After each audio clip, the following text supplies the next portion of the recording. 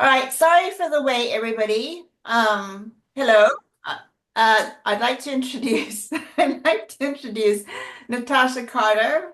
Um, sorry, Natasha, use Yim for your writing stuff, right? Yeah. Natasha Mhm. Yim. So if you don't know, she is my sister. She's also an author of many books. She's a playwright, and she is a regional coordinator for SCBWI. And she gives these workshops on Scrivener. And by your attendance and the sign up, we had over 75 people signed up. There are a lot of people out there who are either thinking they should be using Scrivener and haven't been brave enough to try it yet, or there are people who are using Scrivener and suspect that you're not using it to its full capability. Um, the full capability bit is beyond the remit of today because it's a huge program. You could just like learn how to use that thing for the next 2 years.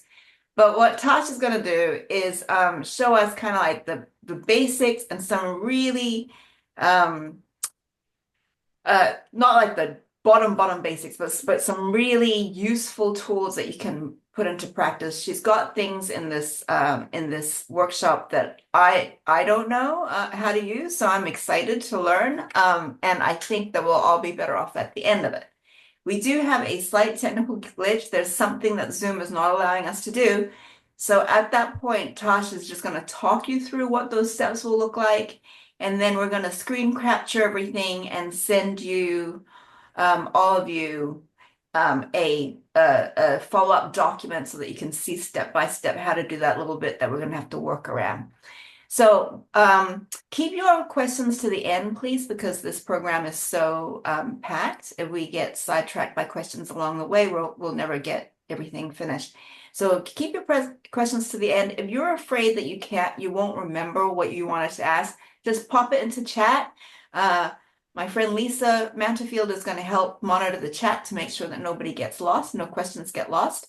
And then we'll come up and wrap up all the questions with Q&A at the end. Okay?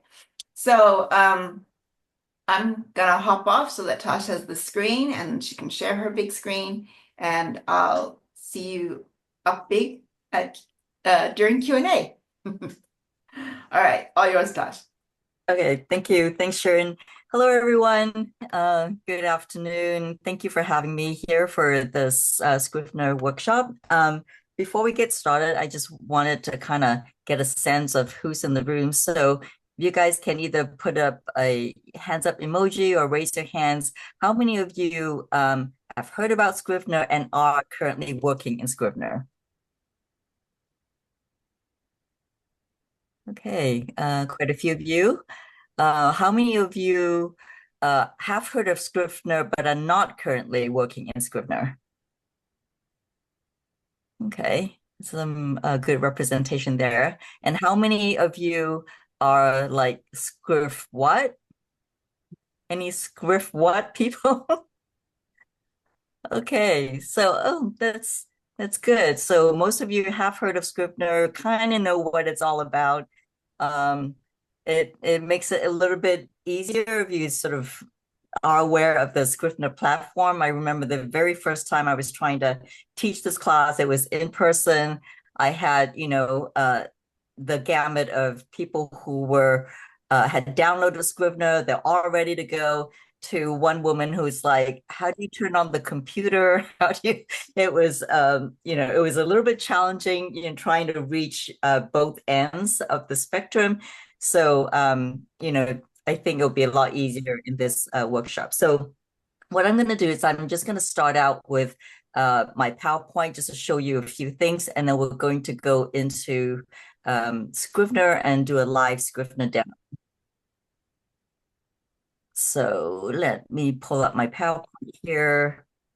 Okay, can you guys all see my screen? Okay, great. So as Sharon says, this is basic Scrivener 101 because there is so much you can do about with Scrivener. It's such a robust writing and organization program.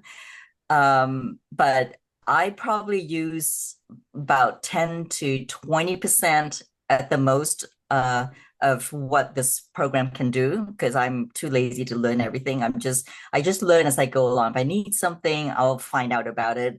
Otherwise, I just want to just get in there and do my writing.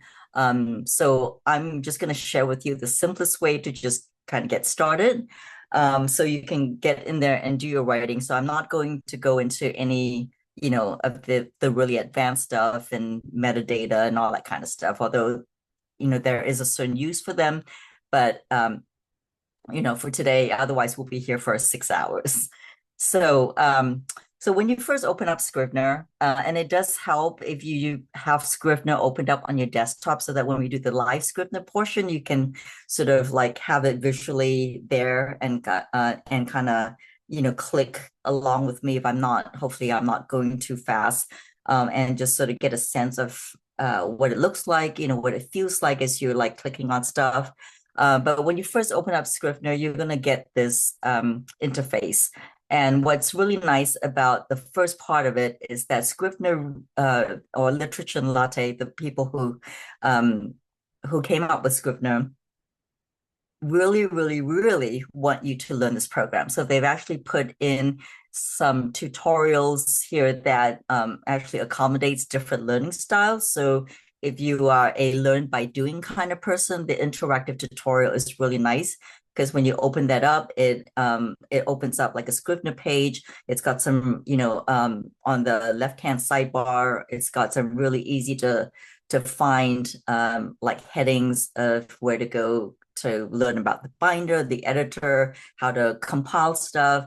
And then you can kind of click around in it and you can kind of follow the directions and you can actually use it to pull in stuff and to actually learn how to use the different functions right in that workspace. So that's really helpful if you're the kind of person who just likes to read manuals and have everything written out step by step.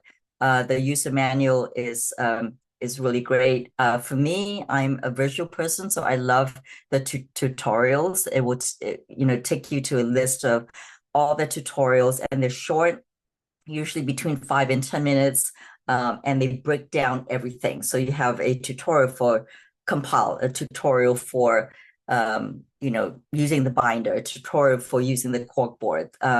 So they break it all down into these short little videos. So you can go, and it's hosted on YouTube as well. So you can go directly to YouTube and find it. Also, there's a ton of people on YouTube that use Scrivener, and they post up their own instructional videos. So there's always tons of help if you need it. So when you first get started, you look on in the left-hand sidebar, you have all these different choices of templates. And depending on which one you choose, it will give you a different interface. So, oops, sorry. I'll have to kind of show you in the live demo what it looks like. Let me see if I can pull it up real quick. So for example, if you go into fiction, you're going to get this template right here. I think I have to stop and reshare this template. Okay. So do you guys see this template right here? So this is what the fiction template looks like. You're going to get this. If I pull up the nonfiction template, you're going to get something completely different right here, right? So depending on which template you choose to use, it will give you a different look. For today, we will probably use the basic template, and I'll show you that in a minute because that one is stripped bare, so you get just a couple of folders, and it'll be easier to show you how to get to stuff. And before we get started on the content, it's good to know what the terminology is in Scrivener, so we're on the same page. So at the very top is your toolbar, and that's where you get like these icons. That's all the operations and functions. I'll show you if you're interested, and you can customize the toolbar. They give you like a very basic set. but you can customize the toolbar. And if you're interested in knowing how to customize your toolbar, you can ask it in the Q&A at the end, and I'll show you where to go for that. Then the column is divided into three columns. Your workspace. So in the left-hand column, that's called your binder. So if you visually think about it, it's like the binder, like just a three-ring binder. It's the outer part of the binder. And then what all these documents that go inside the binder are like the papers that you would put into a three-ring binder. So visually, that sort of helps me think about, why they call it a binder. And then those are the documents that you can have in your binder. And then the middle part is called the editor, because this is where you're going to do your writing. And we'll see that in the live Scrivener part as well. And then the third column is called your inspector. And if you see these different icons at the top, there will be like different functions that you can use in the inspector, and we'll go through that too in the live Scrivener demo. And then this part here is called the header. So the header is where if you retitle your document, it's going to show up in the header. It will also show up in your binder right here. So if you change the heading in the binder, it will also change it in the header. And we'll go ahead and see that in the live demo. Okay, so now we're going to go to the live demo so we can kind of see what your workspace looks like. Okay, so as I was mentioning before, we're going to use, are you seeing, oh wait, I got the wrong one up. Here we go. So this is the basic Scrivener template. It's just like I said, it's very stripped down, so it's easy to kind of show you where things are. So what you have here is this draft is your main folder. So you can rename it. Say, for example, if you want to call it manuscript. If you change it here, you can see that it also changes it right here in your header. And if you change it here in your header, say you want it to say, oops, manuscript A. Whoops, sorry, I had it clicked on the wrong thing.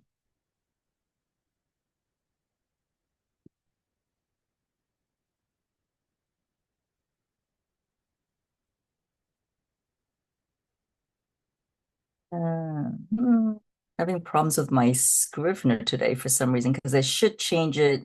It should allow you to change it up here, but it's not doing that right now. So I'll try and figure out what's going on.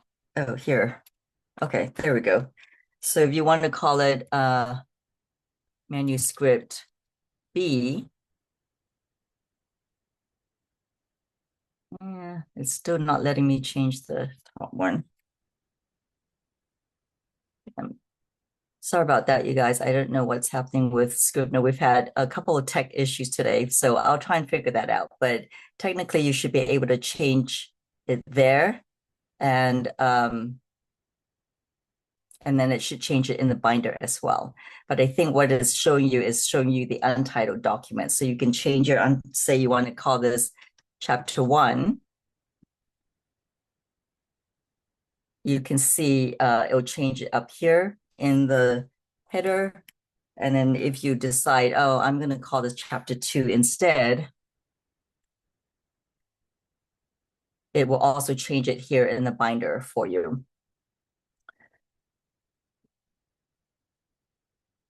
Okay, so one thing that I wanted to show you real quick, it's if you are wondering why my interface might look a little bit differently than yours, it's because I've sort of customized it a little bit. If you go to Scrivener and you go to theme, you can see the different themes that you can pick. So if you pick this theme, it will give you a different look. If you, when you first open up Scrivener, um, the default theme is white.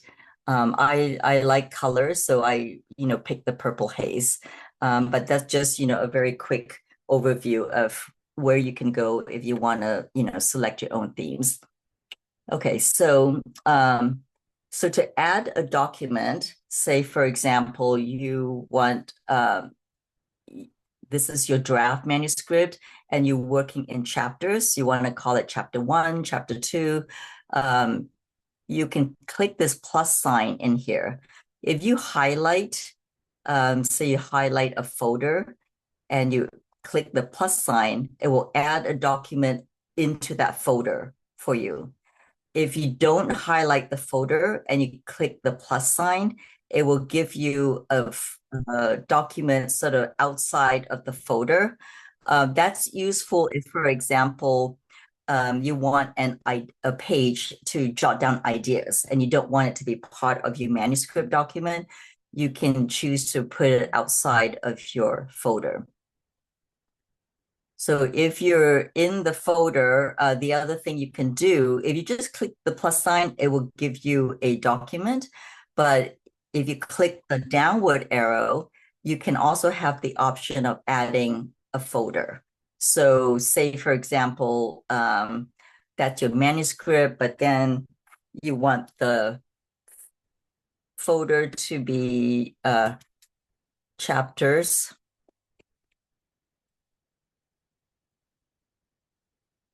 And then you want all your chapters to go into the chapter folder, you can drag it into the folder. You can also drag it wherever you want. So say this is another document, but you decide, oh, I want this chapter first. So let's just call this chapter 1.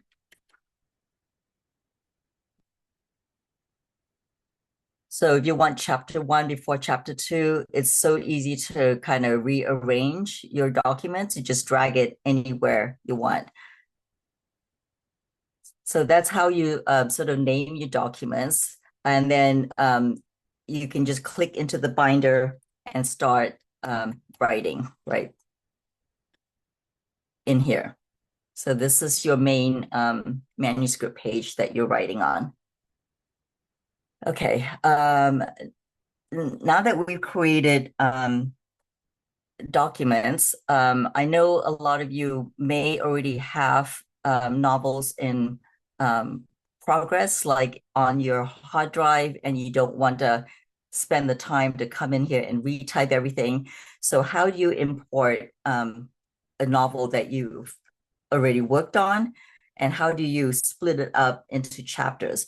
This is the part that we ran into some tech issues because Zoom is not allowing me to share my desktop. So you're only seeing my Scrivener application, but you're not seeing the toolbar that has the file and the edit at the top, which is where I needed to go to pull in another document. So I'm just going to talk it through right now. And then what I'll do is the PowerPoint I showed you earlier with the terminology, I'll put it in there and I'll share that PowerPoint with Shirin, and she can kind of send that PowerPoint to you guys. So it's all, you can see the steps.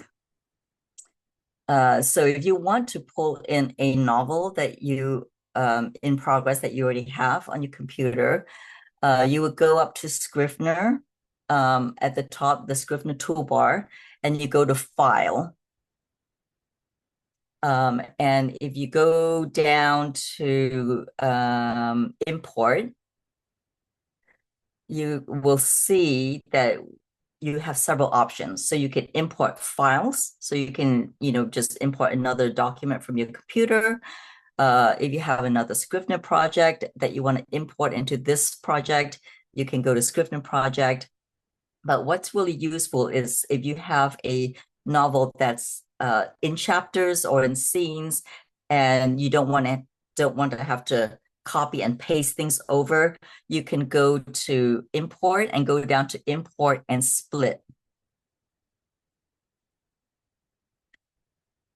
So it will pull up your Finder, go ahead and find a document that you wanted to pull over. I have one that is already split up into 3 chapters, or it's a document that has 3 chapters in it that I'm going to pull over. At the bottom, once you select your document, you will see it says split using the document's outline structure, which is it just uses whatever. If you have your document and it's got chapter 1, chapter 2, chapter 3 in the same document, it'll just pull it over as is. But if you want it split into different chapters in Scrivener, you can go to the option split into sections by finding separators in the text. That's the second option. And then it says sections are separated by, mine defaults to like a hashtags. I don't know if you guys have hashtags in there or something different, but what I do is I go ahead and put in the word chapter, because in my document, all my chapters are chapter, and then it has the title of the chapter. So I want to tell Scrivener to pull in my chapters and put it in Scrivener in separate documents. So I'm going to import that.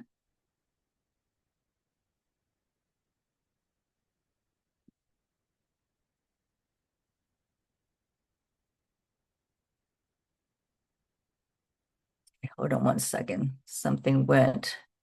I wonder if I'm not able to do that when I'm sharing. Let me try that again, because it did not import all of it. Chapters. Chapters. Oh, there we go. Okay. So did you guys see that? Do you guys see the chapter 1, 2, and 3? Yeah. So it pulled in my manuscript, but it split it up into chapter 1, chapter 2, and chapter 3.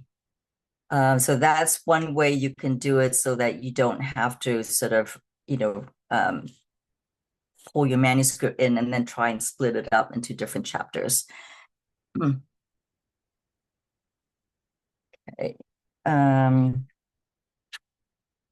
Sure, I'm covering everything. Okay. So if you decide that you don't want something, there's an easy way you can either drag it into the trash, or you can click up here to the trash can, and then they'll put it in the trash. The nice thing is that Scrivener doesn't get rid of things for you right away, because just in case you made a mistake. So if you put things in the trash, it's going to stay in the trash until you delete it. So you can go to delete, or right click and go to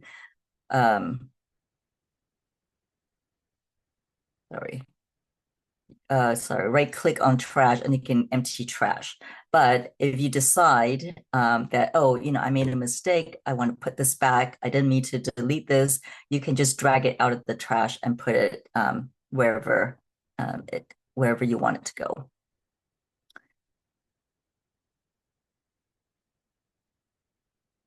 Let's see. So I covered rearranging. Okay. So once you have your document, I'm going to put this back in the trash real quick. Okay.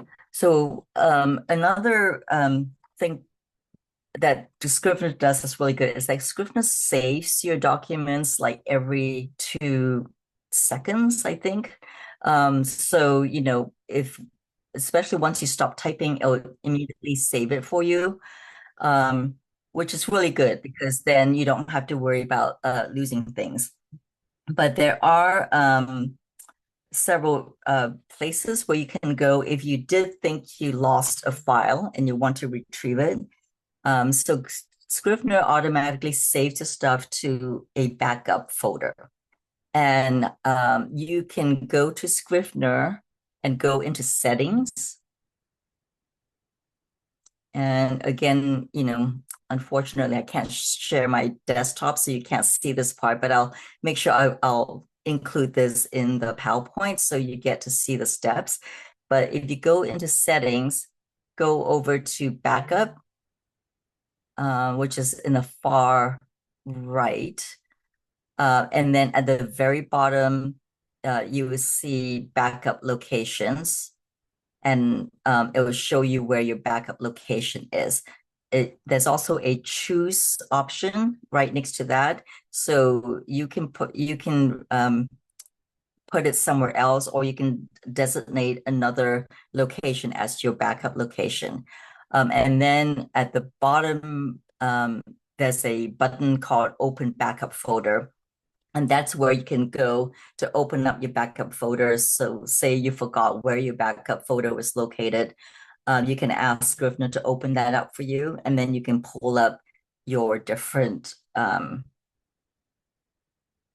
me see if I can kind of share at least this part here.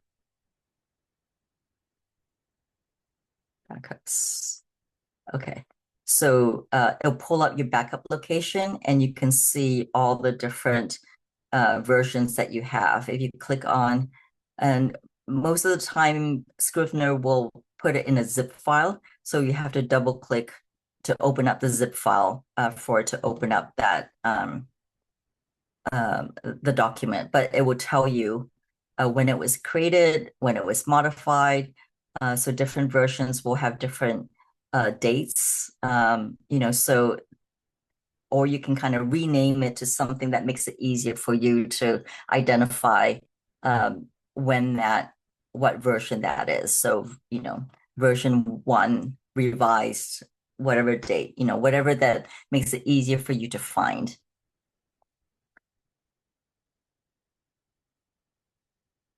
Okay. So going back to Scrivener. Okay. So you can also, Scrivener saves very often for you, but you can also go to File and Save if you want to, if you say you edited something and you have to step away from your computer, you can click on Save and manually save as well. There's a Save As function, and I want to caution you from using that too often, because Save As, unlike Save, which saves whatever you just worked on, Save As will save your document in that moment in time. So it doesn't automatically update. So if you make any updates, whatever you saved as stays the same. So it's not updating in your live Scrivener file.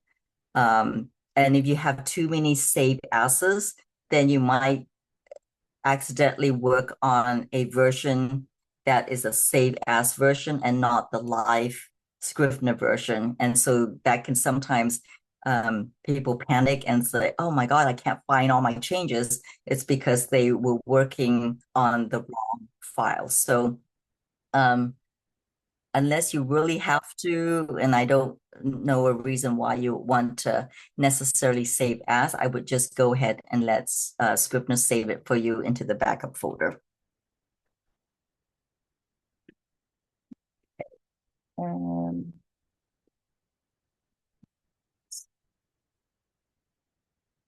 okay, so I just want to point out a couple of quick things. This is not something you necessarily need to know, but it's kind of a handy tool to just know what the icons are telling you. So if you see this chapter 1 is blank, so you can see the icon has nothing in it. This chapter 1 here has text, and you can see there are lines in there. So that just tells you that this is a document that has text in it. This one is still a blank document. So just a quick little thing. Um, let me see. Okay. And I mean, there is a way to change the look of the icons, but that's sort of a little bit more advanced. Again, so if you're interested in that, ask me in the Q&A section, and I'll show you where to go for that. Okay, so when you import a document, you can only import document into, you can also drag documents. I like to drag because it's just easier. So for example, let me find my Scrivener document. I'm going to drag something over from my desktop.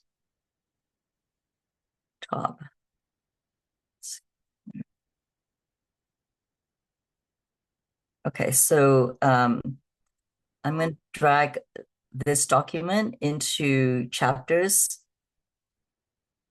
Okay, so you can drag in your main folder. You can only drag in or only import text files. So you can import Word doc, RTF. You can put PDF files in there. You can put image files in there. All those files can go into your research folder. So your main draft folder will only accept text documents. But in your research folder, you can put in PDF files. Let me see if I have a PDF. I have a PDF right here. I can put it into my research folder, right? And it shows up right here. You can also import web pages, which I love.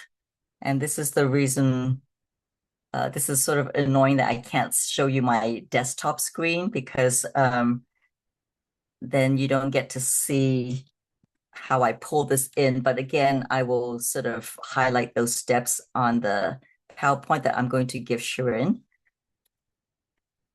But let me just pull up something real quick. So I am gonna, so if you go to a website, any website, I'm just using my own web page as an example, natashayim.com. But if you guys have your Google or Safari open, just go to any website and in the URL bar, right next to your URL on the left-hand side, there should be a little icon for that website. If you grab that icon and drag it over and put it in your research folder, it should show up in there, right? So so that's how that's another way that you can enter a website, but I think dragging is just so much easier.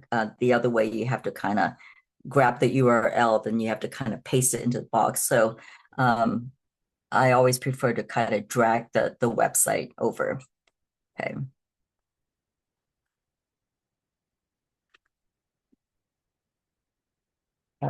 Okay. So now that you have your documents in there and say you are working on your chapter, but you really want to, actually, I don't have a good website for demonstration here, but say you really want some information from your research folder. So whether it's the agenda or whether it's like my web page, say I really have something on here that I need to do my writing in, I can go up to Quick Ref, which is this little icon right here, and I can Quick Ref this document so that when I'm writing in Scrivener,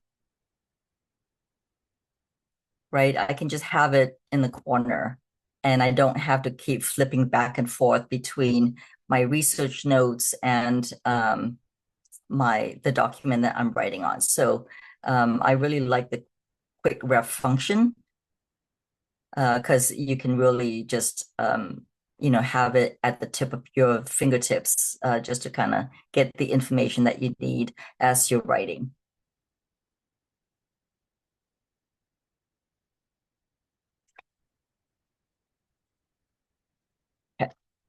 So now we're gonna go to now that I'm actually kind of going from left to right. So we've talked about the binder options. Now we're going to go into the editor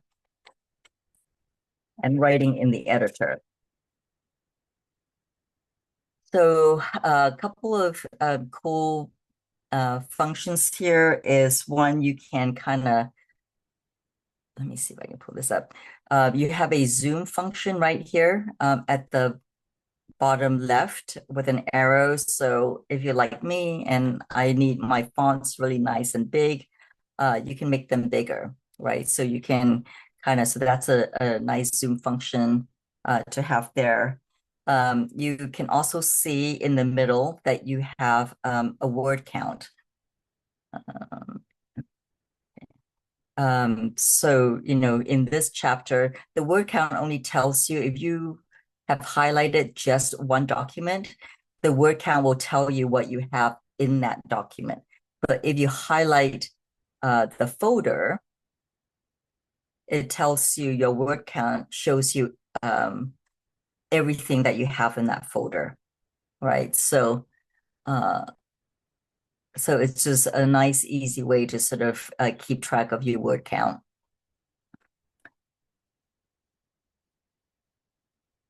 The other thing that I really like, and I have it up here in my toolbar, targets, but you can also go up to your Scrivener toolbar and go to project and click on show project targets.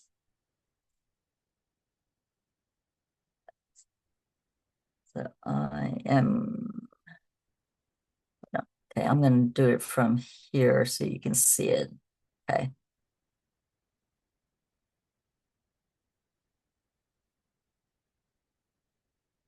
Can you guys see my show project targets? Okay, great. So what's really nice about this is that you can set a word count for your manuscript. Say, for example, you're working, you know, you want your manuscript to be 35,000 words. It will show you your progress to reach that 35,000 words and how many words that you have written out of that. You can also set session target. So for example, in today's writing session, I just want to write 5,000 words, which I never do, but it's a good goal to have. So it will tell you how much I've written out of those 5,000 words. And under options, you can pick, like, if you have a deadline, you can click on deadline and choose the deadline so that it will tell you how many words you have left to go towards your deadline.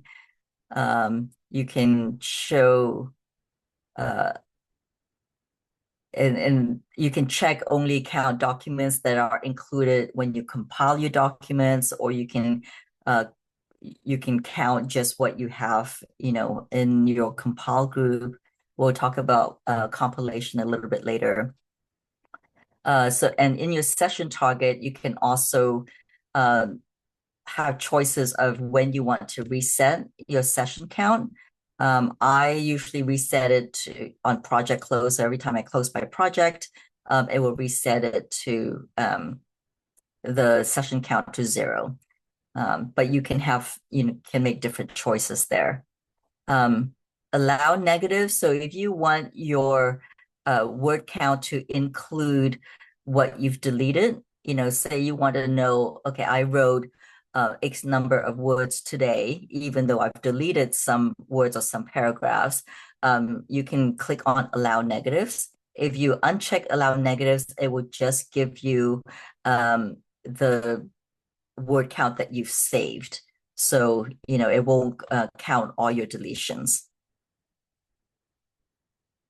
And then you can also choose, your writing days.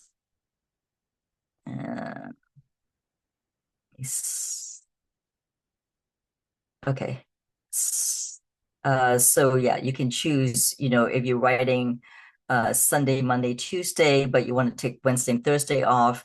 So you can kind of select those, and then you want to write Friday and Saturday. So it will calculate, it won't calculate anything for Wednesday and Thursday.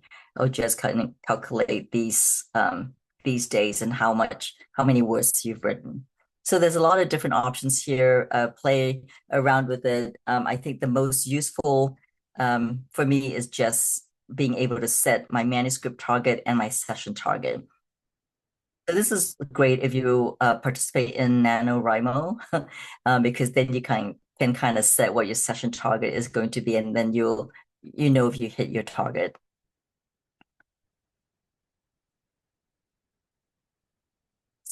Set that up.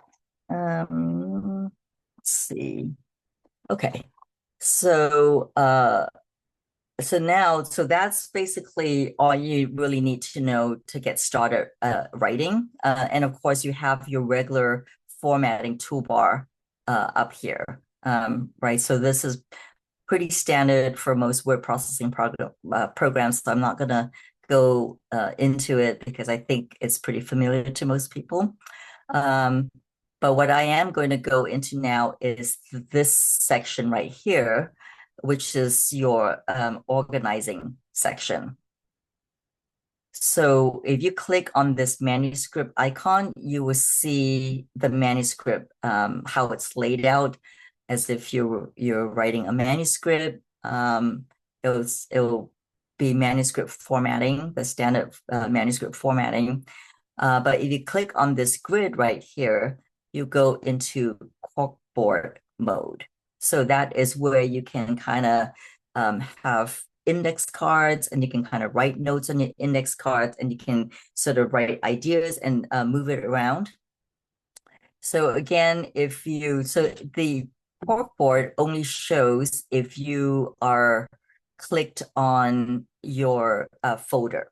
So it doesn't show up if you're in the documents, because that's where your documents are. So it's not going to mix up what you're writing in your manuscript and what you have as index cards. So the index cards will only show up if you highlight the folder, right? So you can have different index cards. If you don't write a synopsis in the index cards, what it'll do is just pull up like a passage from your manuscript. But if you change it and say, okay,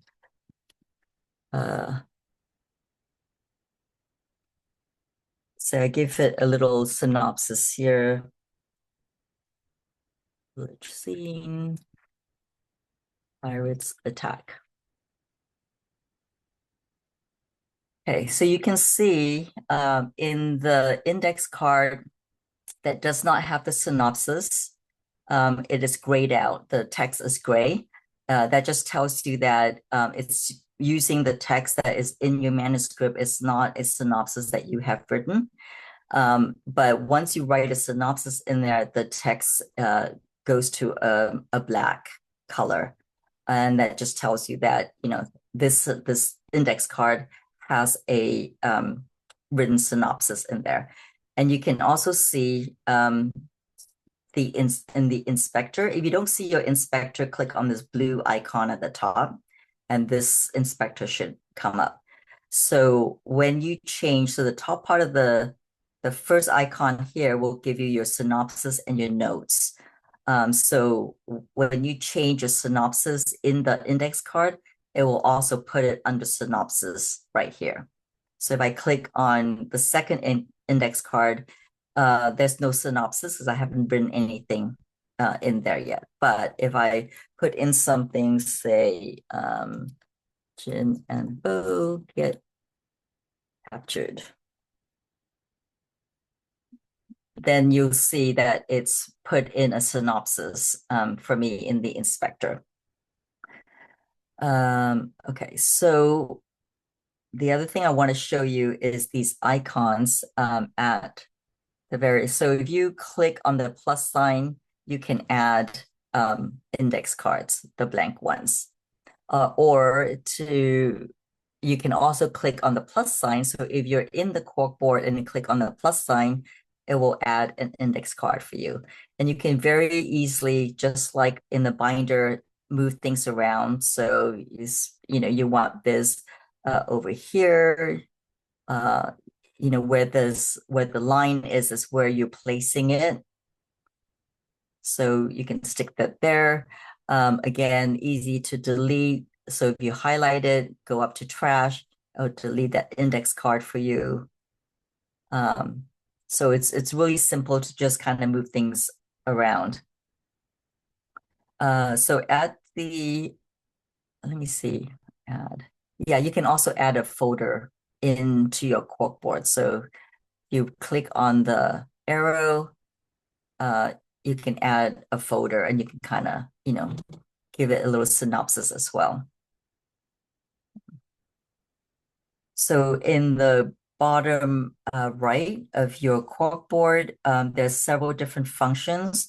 Right now, this is highlighted, it's the grid. So the grid just sort of lays out your index cards in a nice organized grid.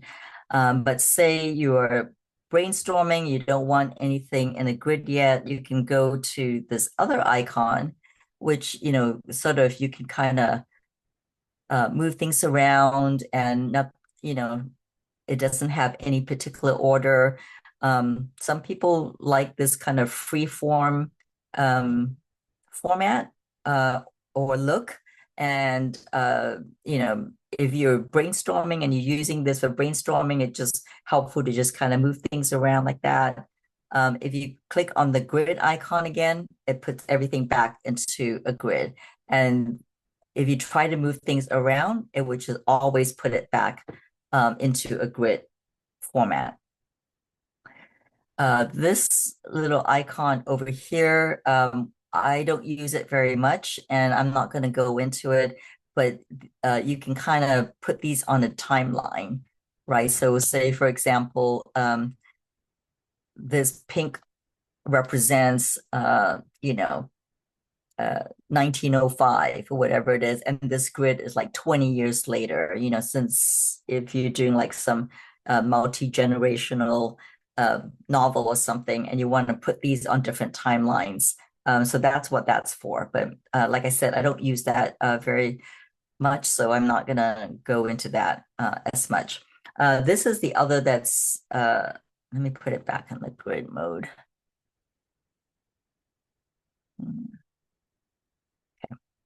This last one icon right here, it's helpful because you can adjust like the size of your card. So the card size, you can make it bigger. Of course, the bigger you make it, the less cards you have in one row. It will only fit the cards in that you can fit into the editor space.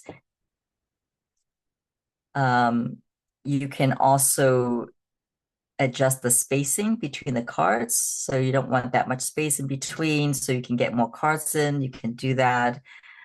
You can, right now it's set to auto, but you can also decide how many cards you want to go across. So for example, I want 4 cards, right? The index cards will actually be smaller because it has to fit in 4 cards.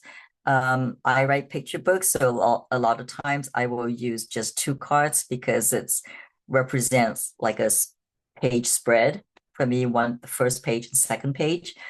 So there's a lot of different things you can do here to adjust how your index cards look. And I won't go into keyword chips because I have no idea what that is. It's not something I use.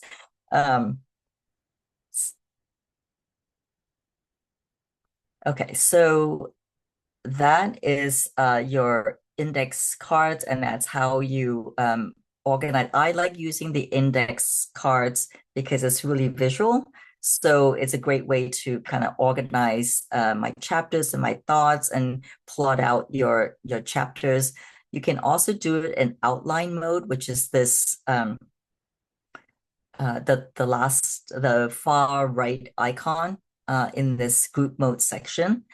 And basically the outline mode is like the index card, except in a little more depth. So you can kind of see on the left-hand column, these are your chapter titles or your document titles. Um, the labels will go into label a little bit on if you're assigning label to some of these. That's where your label will come up. Your status, the status options are you can have it, okay, this document is in progress, this document is a first draft, so you can kind of assign it that way. And section type, you can decide this is chapter 1, this is just a heading, or most of the time they're just called sections, all these documents in here. So again, you can kind of play around with that, but basically the outline mode just shows you um, your outline in a little bit more detail than the corkboard mode. But I like corkboard because it's more visual and I like index cards. So, um, okay. So now I'm going to move on to this section, which is the inspector. And the inspector has a couple of really cool things as well. So in the inspector, like I said, synopsis, you can also take notes. I'm going to go back into the document. So you can kind of take notes here, I should go to pick one to revise this. So you can put in your notes. The note is document specific. So, if you go into chapter 2, you're not going to see those notes anymore because I put the notes in chapter 3, right? So the notes are just for that document that you're working in. Up at the top, the bookmark is a really cool feature as well. Because you can kind of bookmark things that you are, like say, for example, you want to bookmark this paragraph.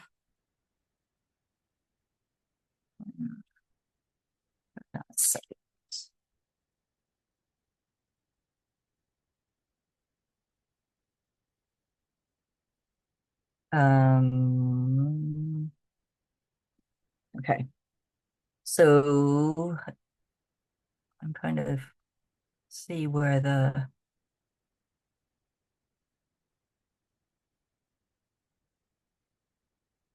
it's not doing it for me again. Okay, well, let's go to project bookmarks, which I find it's more helpful than document bookmarks, because document bookmarks will only bookmark things in the document for you, and I don't know why it's not letting me do that. But let's see if project bookmarks will work. So project bookmarks work. Say I want to say I want to bookmark chapter 2, I can drag chapter 2 over and then it'll bookmark chapter 2 for me. So if I am in this document, I can still see that I bookmarked chapter 2, right? So so project bookmarks will show you the bookmark wherever you are. So I can also pull this in as a bookmark and it'll bookmark that chapter for me. If I was just in the document, it's not, if I am in just the document, say if I want to just pull in chapter 3, if I go to a different chapter, it doesn't show up, right? It will only show up when I'm in that document. So I find that project document is more helpful. And then if you want to delete a bookmark, just highlight it and this minus sign will delete it for you. Okay. The other great thing is that if you have a couple bookmarks, you can also go up to this red bookmark sign, and then you can see where your bookmarks are. If you click on the bookmark, it will take you right to that bookmarked document. So it's just a quick way to navigate around. So especially if you have a long novel and say you have, 20 chapters and you want to bookmark chapter 15, it's just a quick way to get to chapter 15 without having to scroll through a bunch of stuff.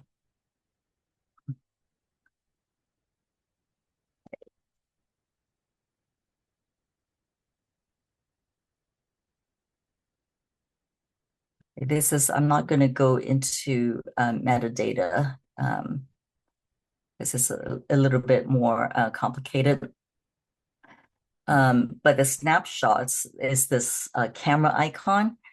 Snapshots is a pretty cool feature because if you are editing and you don't want to, say I've made changes to this document, add something here. Okay, if I, wait, you know what, before I do that, let me just take a snapshot. So if I click on the plus sign, it would take a snapshot of this document. So I can then retitle it, say original. And then when I make changes, I can go, add something here, here, here. Then I can take another snapshot of it. And I'll call this added something. So you can take just in case, if you are not really sure, maybe you want to go back to the previous version. You can kind of compare the original.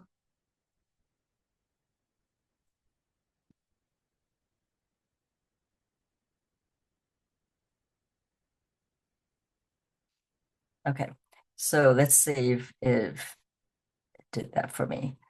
So if you look down below, it will show you, it should show you. Yeah, there we go.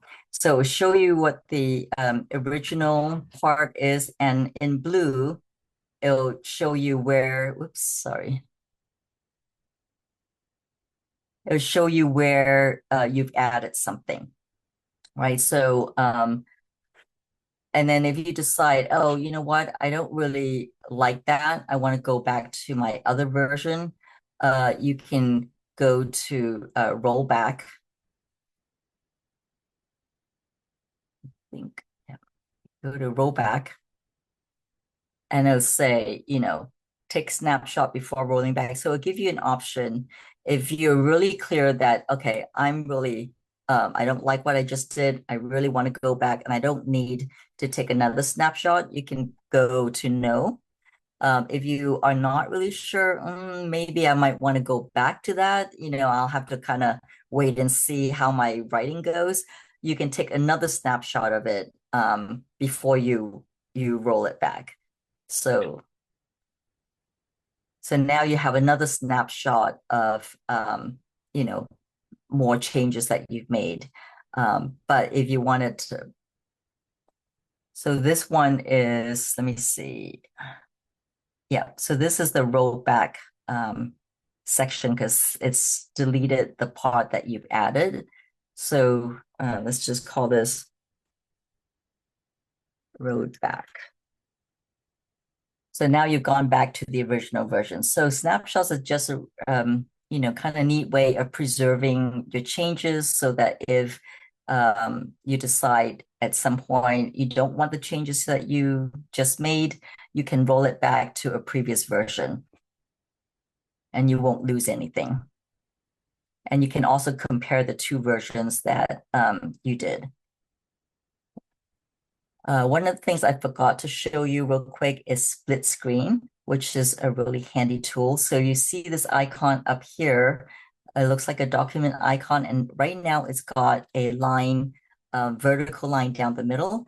That means that it will split screen. Let me see if I can say I wanted these two.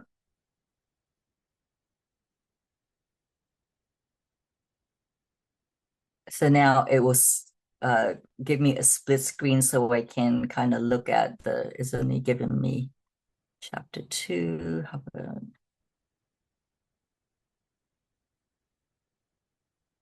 okay, there we go. So now you can kind of look at the screen side by side if you wanted to compare the different chapters, or if you on a Mac, I'm not sure what it is if you have a Windows computer, if you press Option, you can change how you want to split it, right? So you can split it horizontally as well, so that you can kind of see your different chapters. If you've made, you can also compare the same chapter.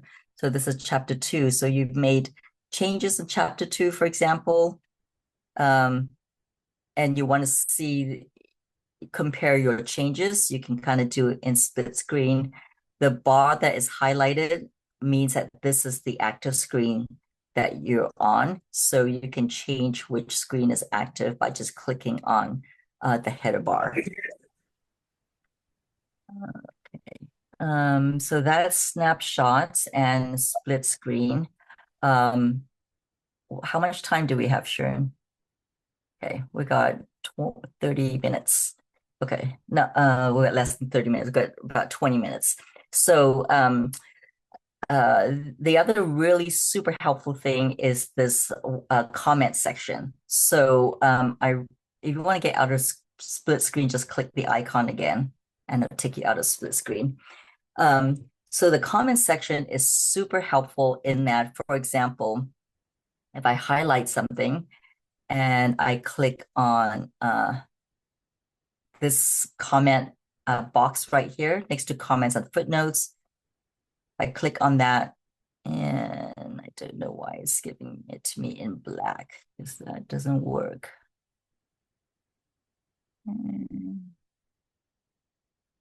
It's been changing the color on me lately. Okay, so hopefully it'll be in white. So say I want to make a comment here and say, yeah,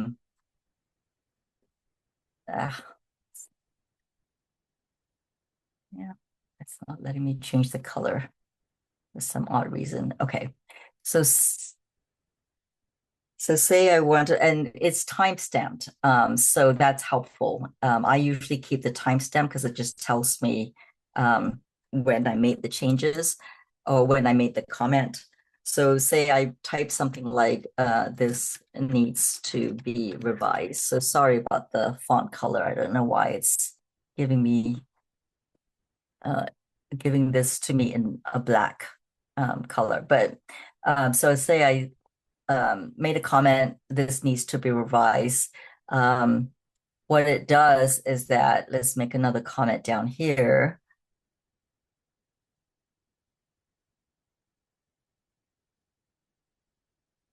Oops.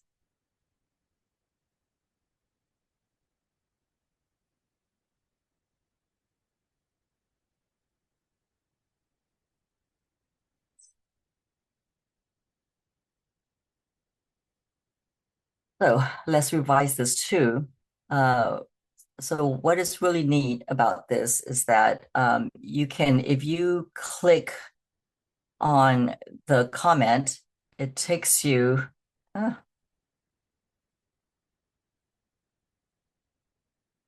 sorry, it's not letting me get out of it. Gosh, I also want to break in here and say that you've got a lot of questions already in Okay, the chat. Plus, yeah. I'm sure people might have more. So make sure you allow time to do the questions as well. Okay, definitely. So this is the last part, and then I'm going to show you compile real quick. But the neat thing about comments is that you see where you made the comment is highlighted. It is hyperlinked. So you can go in here and click on that and it takes in. I'm sorry that this is all black because it doesn't really show it very well, but I will put this in the PowerPoint as well. But when you click on this hyperlink, it takes you straight to the comment that it's associated with. So it's a quick, easy way to find where your comment is, especially if you have, you know, a long chapter or a long novel and you've made, you know, a few comments, quite a few comments all through your document. It's a quick way to kind of find where you made that comment. So you see a comment, you click on the box, it will say it would take you right to the comment that it's to where the location is where you made that comment. So it's just a quick way to find where you've made the comments.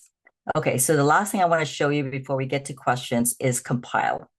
So so in Scrivener, you are writing in this editor, but when you want to get it to print out as a document so that you can submit it to an editor agent, or so you can kind of print it out so you can make notes and mock it up, you go to compile.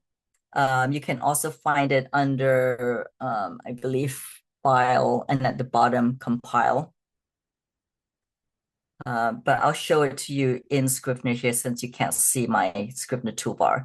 So compile, you can, so if you, I usually format as I'm writing, so I will write it in times. I have my chapter heading at the top and I drop down, you know, a couple of paragraphs and I'll indent in all the right places. So if you format as you're writing, you can you know, you can either use default. If you use default, it would just compile it as you've written it in the binder, or you can go to default and go to as is. And then it will compile it, you know, as you've written it in the binder. You can also go to this and choose what you want to compile. Say, I just want to compile chapters 1, 2, and 3. I'll just have those selected. If you write in like a different font, but you need to compile it in Times, a courier to submit to an agent or editor, you can click in here too. And just, you know, if you do it as is, it'll just compile everything as you've written it in the binder, but in Times font. And then you can also add front matter or back matter if you want. There's a section layout that you can also, if you click on assign section layout, you have different choices of how you want your formatting to look when you compile it. I usually don't bother with that because as I said, I format as I'm writing. So usually a manuscript times and as is good enough for me. And then I'll press compile, and then you can give it a name and you save it in your desktop and on your computer. And I'll show you what the compile section looks like. Hold on a second.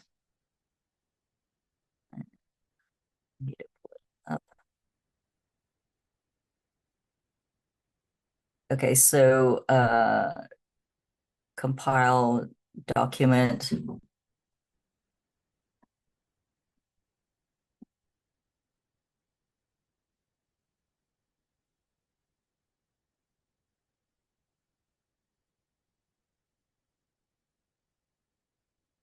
So yeah, so this is what it looks like. It will come out in manuscript formatting. Okay, I think that's basically it for the basic Scrivener and how to get in it. So yeah, I'm happy to take questions or see if I can clarify anything since we were unable to show some of the functions with share screen. Okay. Well, does anyone want to raise their hand? Or if not, Lisa and I can start going through the list. Anybody have something that they want to raise their hand for? Okay, so from the top then, the first question comes from Karen. Can you import an existing Word manuscript into Scrivener? You've already covered that. And does it preserve the format like page numbers, chapter titles, etc.? I think that somebody also tried it when you were actually doing the demo bit and we're finding that none of those chapters and everything ported over. Have you encountered that before? Is there a way to troubleshoot that if the formatting is not importing over? So when you import, it's not like what kind of formatting, like the font or the chapter headings? She says specifically page numbers, chapter titles, and then later where it doesn't work, it's because the chapters are not coming over as separate chapters. They just came over as one big lump. Hmm. Um, I'm wondering if the selection is, hold on, let me pull up my Scrivener real quick. I'm wondering if you have selected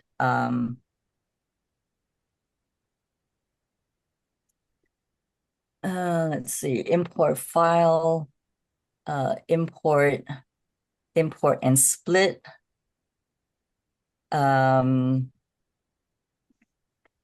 did you name your sections are separated by chapter? Did you put chapter in that box? Um, I I Hey, Maya,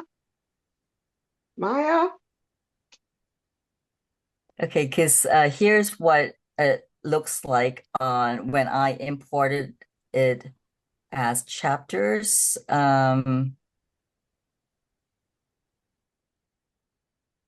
So it comes up as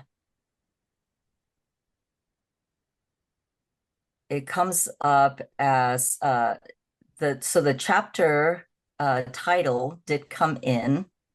It doesn't give you the page numbers because the way Scrivener works is that it doesn't because there's so many different ways you can compile it and export it when you're done. So it doesn't, in the editor itself, it will not have page numbers in there. Yeah, But when I think the bigger problem is that it's not porting over into yours goes into separate documents each chapter. Mhm. Yeah. That didn't happen for them. So I think that to get to it, the easier question to ask is in your Word document, how were your chapters assigned? hmm You didn't just type the word chapter, right? How did you break them into chapters in your Word document? Okay, in so in your Word document, one of the things, first of all, that you have to, when you put in chapters, you have to write it in exactly as you have it in your document. So if you have chapters capitalized, um, it should be capitalized when you go to File, Import. I tested this once where chapter one was capitalized, chapter one, but chapter two was not capitalized. It was in little letters, and it imported. It imported as chapter uh, one and chapter three, which was capitalized, but chapter two was in the chapter one document. So you have to make sure that if you're asking it to import a chapter, that you're spelling it the same way that it's in your document, and that it's capital. If you have it as capitals, that it's also in as capitals. Um, Also, if you I think in your document, you should have your chapters on a different page. So for example, chapter one, if you finish on page 9 or halfway down page 9, go to the beginning of the next page on page 10 for chapter 2, for chapter 3, so that it's not on the same document. I think maybe that's what's confusing it, is that maybe you have like all your chapters sort of run on. Am I making myself clear, Sharon? Yeah, I think we have to leave it at that because I don't know what the other person was doing exactly. Yeah. So in I would be happy if you are really struggling with that. Email me. I'd be happy to get on a Zoom with you so you can show me what you're doing and I can see. It's hard to troubleshoot from here because I can't see what it you is that you're doing. you popped your email onto your PowerPoint deck. I'll share the deck next week. Okay. There's a question about whether you have as a template option a children's book. So there, Eileen Mm. Flynn asked um, whether that was something that you created or because it's not in her Scrivener and actually it's not in mine either. Okay, yeah, it was something I created. I created a blank format and then I did a picture book sort of format in it with the corkboard and everything. So yeah, I did create that. And you can create your own templates in Scrivener as well, which I did not go through today because it's a little bit more advanced stuff, but um you can save things as your own templates. How about pacing statistics, grade level, passive voice? Does the Scrivener highlight all of those things? Uh, no, it doesn't. So Scrivener is not an editing tool in that sense. It does not, it's not like Grammarly where it'll highlight, spelling errors and things like that. I don't know if there is a function.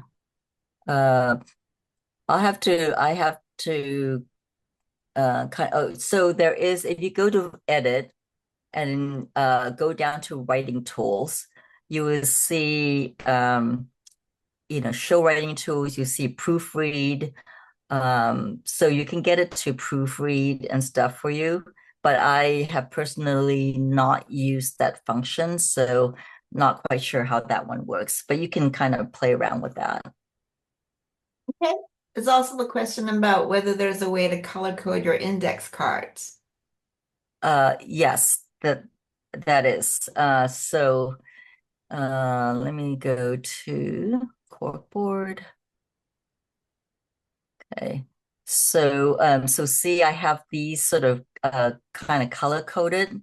If you go down to the bottom uh right where it says no label. So right now, I don't have a label assigned to this, but you can, if you click on that, you see all these different colors. So you can choose like a blue, and then you can see how it's kind of highlighted that in blue.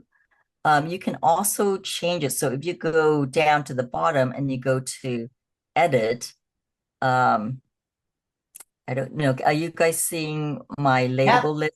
Yep. Mm-hmm. So you can click on, say you want the red to be, um, character, for example, right? So wherever you have that, or main character, wherever you have that character show up, you can kind of assign it a label. So if you click on the character label, it'll give you, oops, I just clicked on blue. Click on the character label, then it'll give you a color code here. Mm-hmm. So yeah, Okay. And if you change stuff in bookmark, will that change in the overall document? change stuff meaning like edit in it, like in Alicia, what did you mean? Yeah, I exactly. I meant like if you um so say you've pulled your chapter like what you did here. You pulled your chapter one into your bookmark and you Mm-hmm. and you made some changes over here in your bookmark. Will that track back to your chapter one that's in your manuscript? Yeah, it Okay. should. So like if you go into so you're just bookmarking the chapter. So if you Right. go into your chapter, or let's say I have bookmarked chapter two. So if I go into my chapter two and I make a change, let's put it at the very front so it's easy. Uh, make change here. Um, Let me see if it made the change. Yeah, see? So it shows up Oh, in it your did. Yep. bookmark right here. Okay. Good. And so that makes sense. All right, thanks. You're welcome. Okay, and then a question about like when editors send edited Word documents back, Hmm. what is the best way of getting those edits into Scrivener? So the same way, if you have those documents in like a Microsoft Word format, then you can just go to import, and you can go to import files, and then import files will bring up your finder where you can kind of pick your documents, and then you select your documents and go to import, and then it should put it in there. And you can put it anywhere you want. So you can make a new folder and call it, editor's notes or whatever, Mhm. right? And then you can just put it all in that one folder. Okay, there's some good news from Jean who says that she tried out changing all her chapters from all caps, and Mhm. and once it was not in all caps, it imported perfectly. So Oh, that's yeah, good. great, great. Amy Borner says to everyone that you can download a picture book template if you want. Um, Jean says that Pro Writing Aid has those editing functions, has a free version, and that's about it for questions. Does anybody else have anything? Sure, and I spotted one other question that's a good tech question. Um, do you have a recommendation for moving between devices? I use Scrivener on my Mac desktop, but I also have it on my iPad. I can open a file I started on my desktop and then on iPad, but when I try to open it again on my desktop, the file structure is messed up. That is a good question. Hmm. I do most of I have an iPad, but I don't actually use Scrivener on my iPad because I just like the big screen. Um, you could try like saving it into iCloud and then op and then go to like your iPad and open it up from iCloud and see if that preserves your formatting. But otherwise I'm not on my iPad that much, so I haven't tried using Scrivener actually on an iPad. So I'm sorry I'm not very helpful with that question. I've used it on two different devices on my desktop on my laptop. Mhm. And I found the way to make it work is to put it in the cloud, but then when you leave one device, you have to close down Scrivener before you open it in the other. Otherwise, you end up with two different versions and then hilarity ensues. Yeah, and I'm glad you brought that up. It is important to close out of Scrivener when you leave for the day, because if you don't close out of Scrivener, it doesn't like what I found out was it's if I want to revert back to a former version, it won't find that former version because it hasn't saved it all. So, close out of Scrivener, and then if you need to go back to a previous version, it is easier to find it once Scrivener has closed out and saved everything. Okay. So anybody Anything from anybody else? No? Sharon, did you take notes on which were the parts that people were wanting to know about that I couldn't show on here so I can make sure I add that into the PowerPoint? Yeah, I think that everything that you were doing on your desktop instead of in the app, so Mhm. the importation of files was, Okay. I think, the most obvious one. And then there was at another point, oh yes, when you were trying to show how you could drag websites over and different research over into your research folder. So, Okay. I will make sure to put that into the PowerPoint so you guys can see that. okay. Well then, if there's nothing else, you all please turn the mics back on, give Tasha a round of applause and thank her for her time. Thank you, Tasha. I know this is like hugely complex stuff to get through. So Yeah, yeah, and I hope I made things clear enough. Email me if things were a little confusing and you want me to sort of I can kind of, I'll send my PowerPoint to Sharon as well, so you have some of that in the PowerPoint version. right. And don't forget your email so they can ask you questions direct. Okay. I do not want to be asked any Scrivener questions.